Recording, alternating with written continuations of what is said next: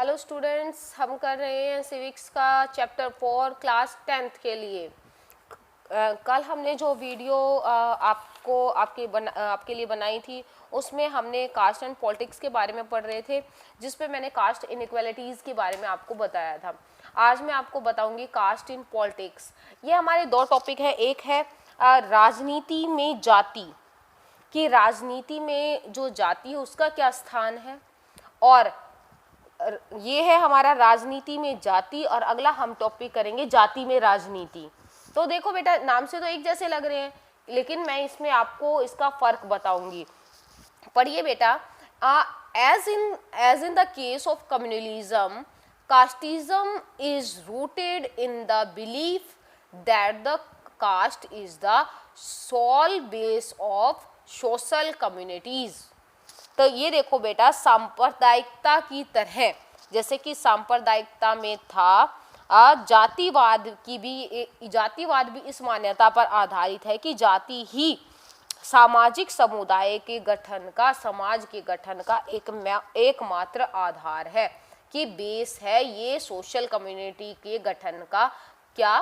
Cast. तो ये लोगों की सोच है। तो यहाँ हमारा क्वेश्चन आता है कि caste can take various form in politics, कि जो हमारी कास्ट है वो हमारी पॉलिटिक्स में, राजनीति में अनेक रूप ले सकती है, कि राजनीति में हमारी जो कास्ट है वो कैसे कैसे मिलती है। अब देखो बेटा, when parties choose candidates in election they keep in mind the caste composition of the electorate and nominate candidate from the different caste so as the muster necessary support to win the election. When the governments are formed, political parties usually take care that representatives of different caste and tribes find a place in it. कि जब पार्टियां चुनाव के लिए उम्मीदवार का नाम तय करती हैं तो चुनाव क्षेत्र के मतदाताओं की जातियों का हिसाब ध्यान में रखती है, ताकि उन्हें चुनाव जीतने के लिए जरूरी वोट मिल जाए। कहने का मतलब ये है कि जहां पर भी कैंडिडेट, बेटा कोई भी इलेक्शन होता है तो उससे पहले मतलब कि काफ़ी कैंडिडेट खड़े किए जाते हैं, अलग अलग पार्टी से अलग अलग जगहों पर उम्मीदवारों को टिकट दिया जाता है। तो वो देने से पहले ये ध्यान रखा जाता है कि भाई वो जो कैंडिडेट वहाँ पर किस जाति की बहुलता है। मान लो कोई भी एक जगह है, वहाँ पर मतलब कि हिंदू और मुस्लिम दोनों तरह के लोग रहते हैं, और भी अदर कास्ट के लोग रहते हैं। तो कैंडिडेट को टिकट देने से पहले जो पार्टी है वो ये सोचती है कि वहाँ पर मेजॉरिटी किसकी है। मान लो वहाँ पर मुस्लिम अल्पसंख्यक है, हिंदू बहुसंख्यक हैं, तो वहाँ पर अगर किसी अल्पसंख्यक को टिकट दे दिया जाए, अल्पसंख्यक कहने का मतलब ये है कि जैसे मुस्लिम थे वहाँ पर, हमने जैसे मैंने आपको बताया फॉर एग्जाम्पल, और उसको उम्मीदवार को टिकट दे दिया तो उसका जीतना एक तरह से निश्चित नहीं है। इसी को ध्यान में रखते हुए वो वहाँ पर उसी पार्टी के उसी व्यक्ति को टिकट देंगे जो कास्ट वहाँ पर ज़्यादा मात्रा में मौजूद होगी, या जिसके लोग वहाँ पर ज़्यादा होंगे। तो इस तरह से ये देखो बेटा, कास्ट जुड़ गई हमारी पॉलिटिक्स से, ठीक है ना। अगला हमारा है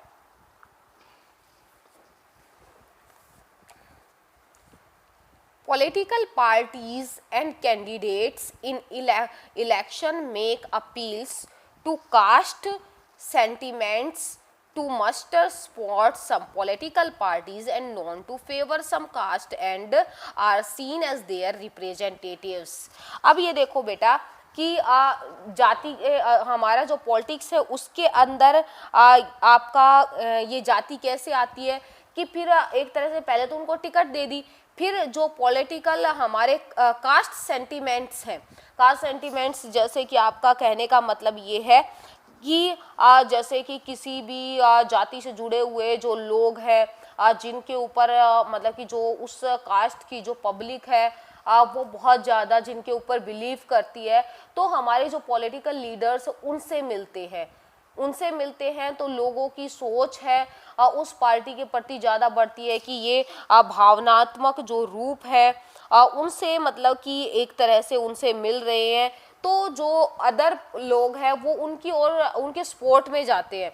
तो ये भी एक तरीका है जिसके द्वारा हम कास्ट के अंदर, पॉलिटिक्स के अंदर कास्ट को लाते हैं। अगला देखो बेटा,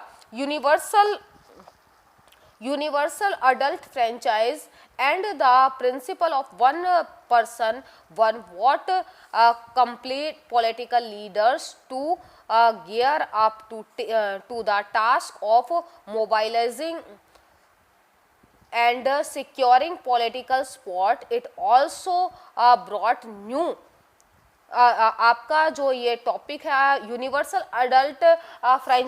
फ्रेंचाइज के बारे में तो मैंने आपको बता ही रखा है कि सार्वभौमिक वैक्स मताधिकार, कि वह व्यक्ति जिसकी उम्र 18 साल या उससे ऊपर है वो वोट डाल सकता है, उसको वोट डालने का अधिकार होगा। तो ये बेटा ये देखो, सार्वभौमिक वैक्स मताधिकार और एक व्यक्ति एक वोट की व्यवस्था ने राजनीतिक दलों को विवश किया कि वे राजनीतिक समर्थन पाने और लोगों को गोलबंद करने के लिए सक्रिय हों। इससे उन जातियों के लोगों में नई चेतनाएं पैदा हुई। ये कहने का मतलब ये है कि वो लोगों को वन पर्सन वन वोट का आधार मानकर, कि देखो बेटा एक बात और बताती हूँ कि एक ही पार्टी होती है, उसमें हर जो ग्रुप के मेंबर है वो ये समझने की कोशिश करते हैं कि जैसे कि हमने अपने उम्मीदवार का चयन किया था तो हमने मेजोरिटी के आधार पर किया था, तो अगर उसी जो अदर पार्टी है वो भी उसी का मेंबर वहाँ से खड़ा कर देती है तो वन पर्सन वन वोट है। तो इसको आधार मानते हुए मतलब कि वो जो जिस कास्ट का हमने मेंबर खड़ा किया उसको अपनी साइड करने की कोशिश करती है, उनको मतलब कि अपने सपोर्ट में लाने के लिए हर प्रयत्न करती है। अगला ये देखो बेटा जो हमारा पॉइंट है, ये जो सारे हमारे पॉइंट्स थे, ये वो पॉइंट्स थे कि भाई जो एक तरह से हमारी जो पॉलिटिक्स के अंदर कास्ट कैसे आती है, कि हम कोई भी चुनाव के अंदर मेंबर खड़ा करते हैं तो वो मतलब कि मेंबर का चुनाव हम कास्ट के आधार पर करते हैं जो वहाँ पर बहुसंख्या के आधार पर मेजोरिटी के अकॉर्डिंग हो। साथ में हम एक तरह से जो कास्ट सेंटिमेंट्स हैं उनका यूज़ करते हैं कि हम पॉलिटिकल लीडर्स से अच्छे रिलेशन बनाते हैं, उस पार्टी के जो लीडर्स हैं। और थर्ड ये है कि ज़्यादा से ज़्यादा हम लोगों का जो समर्थन हासिल करने की, जो उस पार्टी के लीडर होते हैं या उम्मीदवार होते, कैंडिडेट्स होते हैं, तो उस पार्टी के उस जाति का समर्थन हासिल करने की कोशिश करते हैं, ज़्यादा से ज़्यादा लोगों को अपनी साइड करने की कोशिश करते हैं। आगे देखो बेटा, हमारे कुछ पॉइंट्स ये है कि हमने ये पढ़ लिया कि ये सारी चीज़ें पॉलिटिक्स के अंदर कास्ट को ला रही हैं। तो दूसरा हमारे यहाँ पर एक क्वेश्चन भी बनता है कि पॉलिटिक्स के अंदर कास्ट होती है लेकिन this statement is not true, कैसे वो नहीं है? तो ये देखो बेटा, इस क्वेश्चन को करने के लिए हम आगे पढ़ेंगे कि no parliamentary constituency in the country has a clear majority of one single caste, so every candidate and party needs to win the confidence of more than one caste and community to win the election। तो इसका मतलब, कहने का मतलब है कि देश में किसी भी एक संसदीय चुनाव क्षेत्र में किसी एक जाति के लोगों का बहुमत नहीं है, कि हमारा देश धर्मनिरपेक्ष देश है। यहाँ पर ये नहीं है कि भाई जहाँ से हमने मेंबर खड़ा कर दिया वहाँ पर किसी एक जाति के ही सारे लोग रहते हो, कि एक जाति के अलावा और भी अदर जातियाँ हैं उनके लोग भी वहाँ पर रहते हैं। तो जो पॉलिटिकल लीडर्स है या जो कैंडिडेट्स है कि वो एक ही कास्ट के अकॉर्डिंग वोट मांगते हैं और कुछ है, क्योंकि एक जो कास्ट के जो लोग हैं उन्हीं के आधार पर जो चुनाव जीतना है वो काफ़ी मुश्किल होता है। अगला देखो, no party wins the vote of all the voters of the caste community, कि ये और एक बात ये भी है कि ये जरूरी नहीं है कि जिस party no party wins the votes of all the voters of the caste community when the political say that a caste is a vote bank of a one party, it usually means that a large proportion of the voters from the caste vote for that party, की कोई भी party किसी एक जाति या समुदाय के लोगों को का वोट हासिल नहीं कर सकती। कि मान लो मैंने एग्जाम्पल के तौर पे कहा था कि वहाँ हिंदू ज़्यादा है, हमने हिंदू कैंडिडेट खड़ा कर दिया है पार्टी के द्वारा, तो ये जरूरी नहीं है कि सारे हिंदू भी उसको वोट देंगे, कि उसके अंदर वो ये भी तो देखेंगे क्या गुण है, क्या और कुछ है। ये व्यक्ति, सारे व्यक्ति एक जैसे थोड़ा होते हैं जो कास्ट को बेस मानकर मतलब कि अपने जो मेंबर है उसको इलेक्ट करते हैं। उसके अलावा वो सारी चीज़ें देखते हैं। तो ये ज़रूरी नहीं कि हमने एक कम्युनिटी या मतलब कि एक जो पर्टिकुलर कास्ट के अकॉर्डिंग मेंबर को ही हम सारे लोग वोट देंगे। तो कोई भी पार्टी एक मतलब कि कास्ट के लोगों या वोटर्स हैं उनके वोट गेन नहीं कर सकती। अगला देखो बेटा, मैंने पॉलिटिकल पार्टीज में put up the candidate from the same caste. Caste is believe to dominate the electorate in the particular constituency. Some voters have more than one candidate from their caste while many voters have no candidate from their caste। अब ये देखो बेटा, जरूरी नहीं है हमने मान लो जहां पर मेजोरिटी है उसका मेंबर इलेक्ट कर दिया, उसका मेंबर इलेक्ट नहीं गया, वहां का मेंबर वहां पर उस सीट के लिए खड़ा कर दिया, तो और पार्टियां पागल नहीं है। जो अदर पार्टियां है वो भी तो उसी का मेंबर खड़ा कर सकती है वहां पर उसी कास्ट से रिलेटेड। तो जिससे क्या प्रॉब्लम आएगी बेटा कि मान लो मेजोरिटी चाहे किसी भी कास्ट की हो और हमने वहां पर अदर जो हमारी पार्टी है उसने भी उसी कास्ट का मेंबर खड़ा कर दिया, तो उस कास्ट के जो वोट है वो क्या हो जाएंगे, उनका डिवीजन हो जाएगा कि कुछ जो लोग हैं वो दूसरे एक मेंबर को वोट देंगे और जबकि कुछ लोग हैं दूसरे को, क्योंकि वो सेम कास्ट से बिलोंग करते हैं। तो यहाँ भी जो वोट है वो क्या हो जाएंगे, बट जाएंगे, जिसका क्या असर पड़ेगा कि उनको जीतने के लिए जो अदर पार्टीज है उनके भी सहयोग की क्या पड़ेगी, जरूरत। अगला देखो बेटा, the ruling party and the sitting MP और MLAs frequently lose election in our country that could not happened if